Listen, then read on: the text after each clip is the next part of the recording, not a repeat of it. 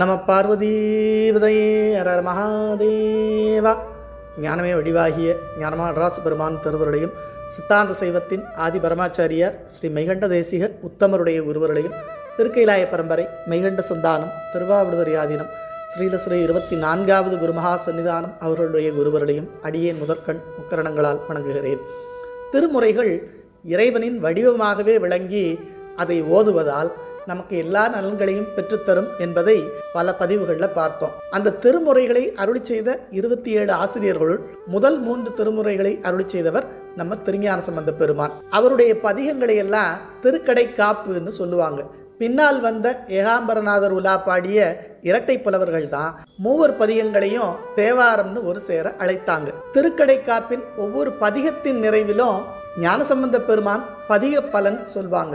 பொதுவாகவே ஞானசம்பந்தர் பதிகம் வினை நீக்கம், அப்பர் பதிகம் உயிர் குருதி, சுந்தரர் நேயம்னு சொல்லக்கூடிய ஒரு வழக்கு சைவத்தில் உண்டு.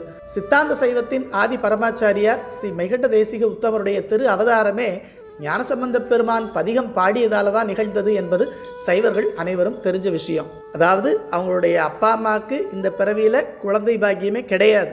இருந்தாலும் ஞானசம்பந்தருடைய பதிகம் கயிறு சார்த்தி பார்த்த போது வந்ததுனாலையும் அதில் குறிப்பாக பிள்ளையினோடு உள்ள நினைவு ஆயினவே வரம் பெறுவர்னு வந்துட்டதாலேயும் நிச்சயமாக உங்களுக்கு குழந்தை பேர் கிடைக்கும் என்று அவங்க குலகுருவாக விளங்கிய சகலாகம பண்டிதரும் பின்னாளில் மெய்கண்டாரின் தலைமைச் சீடராக வந்த அருள்நந்தி சிவாச்சாரியாரும் சொன்னதாக நாம் சைவ வரலாறில் பார்க்குறோம். அதனால் நம்முடைய வினையை நீக்கி அதன் மூலமாக நமக்கு வரக்கூடிய துன்பத்தை தடுக்கிறதோட நமக்கு தடை செய்யப்பட்டிருந்த புண்ணிய பயனையும் பெற்றுத்தரும் வலிமையுடையது ஞானசம்பந்த பெருமானுடைய திருக்கடை காப்பு. இது இப்படி இருக்க ஞானசம்பந்த பெருமானை பற்றி பின்னால் வந்த அருளாளர்கள் பல தோத்திர பாடல்களை அருள் செய்திருக்காங்க.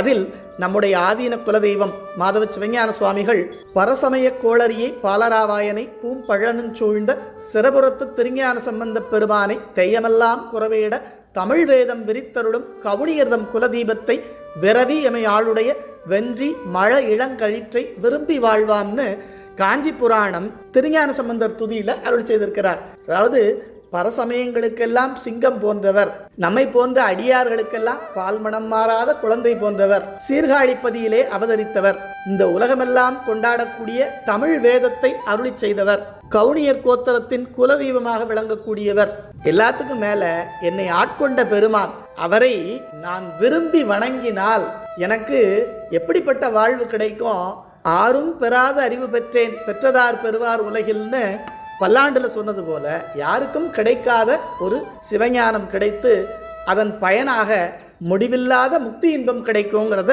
நமக்கு தெளிவுபடுத்துகிறார். அதாவது திருஞான சம்பந்த பெருமான் அருளிய திருக்கடை காப்பை பாடி மட்டுமல்ல, அவரை புகழ்ந்து மற்ற அருளாளர்கள் பாடிய பாடல்களை பாடுவதனாலேயே அவரை வழிபடுவதாலேயே நமக்கு கிடைத்தற்கரிய பேரெல்லாம் கிடைக்கும். அது எப்படிப்பட்ட பேரா? பிரம்மா விஷ்ணு முதலிய தேவர்களுக்கு கூட இதுவரைக்கும் கிடைக்காத ஒரு பேரா.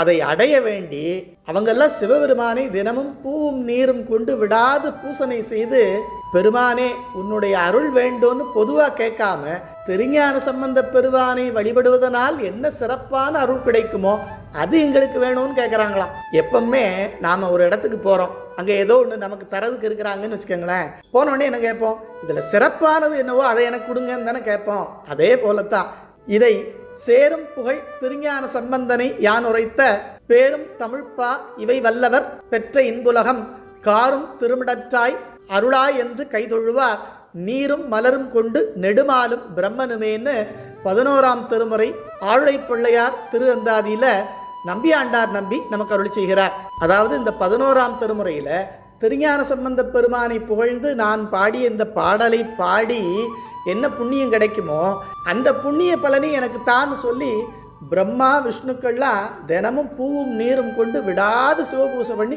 சிவபெருமான வேண்டிக்கிறாங்களாம். அப்படின்னா அது எவ்வளவு பெரிய கிடைத்தற்கரிய பேரா இருக்கும்.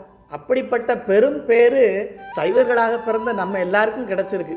எத்தனையோ பிறவிகளில் செய்த புண்ணியத்தின் பயனாகத்தான் நாம் இந்த தமிழ்நாட்டில் பிறந்திருக்கோம். அதுலேயும் சைவத்துறைக்கு வந்தோம். அதிலும் ஞானசம்பந்த பெருமான் மேலே அளவு கடந்த ஒரு அன்பு, பக்தி, ஈடுபாடு இதெல்லாம் வருதுன்னா இது ஏதோ நம்முடைய முயற்சியினால் மட்டும் இல்லை, இறைவனுடைய அருளும் பல பிறவியில் நாம் செய்த புண்ணியத்தின் தொடர்ச்சியும் எல்லாத்துக்கும் மேல திருஞான சம்பந்த பெருமானின் குருவருளும் சேர்ந்து தான் நமக்கு இந்த அரிய பெயர் கிடைச்சிருக்கு. இவ்வளவும் கிடைச்சதுக்கு அப்புறமும் அவரை வழிபட்டு பிரம்மா விஷ்ணுக்களே வேண்டும் அந்த பெயரை நாமும் பெற ஆசைப்படாமல் இருக்கலாமா? இவ்வளவு நாள் இல்லாட்டாலும் பரவாயில்ல, இன்று தொடங்கி திருஞான சம்பந்த பெருமான் அருளிய பதிகங்களை ஓதுவதனாலேயும் பெருமானை பற்றி மற்ற அருளாளர்கள் அருளி செய்த பாடல்களை பாடுவதனாலேயும் இந்த உலகத்தில் வாழும் காலத்தில் தேவையான அனைத்து செல்வங்களும் கிடைப்பதோடு நிறைவாக மேலான முக்தி செல்வமும் நமக்கு கிடைக்குங்கிறதுல எந்த சந்தேகமும் இல்லை. இதற்கு திருஞான சம்பந்த பெருமானுடைய குருவருளும் ஸ்ரீலஸ்ரீ 24வது குருமகா சன்னிதானம் அவருடைய குருவருளும் நமக்கு துணை செய்யும். சிவா திருச்சிற்றம்பலம். நம பார்வதீபதையே. ஹர ஹர மகாதேவா.